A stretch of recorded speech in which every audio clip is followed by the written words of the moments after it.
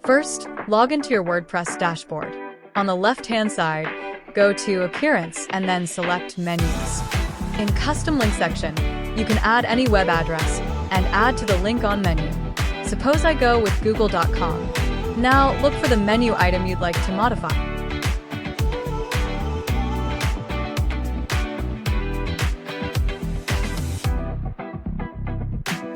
Click the small arrow to expand the item's options. If you don't see the option to open links in a new tab, click the Screen Options tab in the top right corner of the screen. Check the box that says Link Target. Now go back to your menu item and you should see the Open Link in a New Tab checkbox. Simply check the box and then click Save Menu. And that's it. Your menu item will now open in a new tab. Thanks for watching.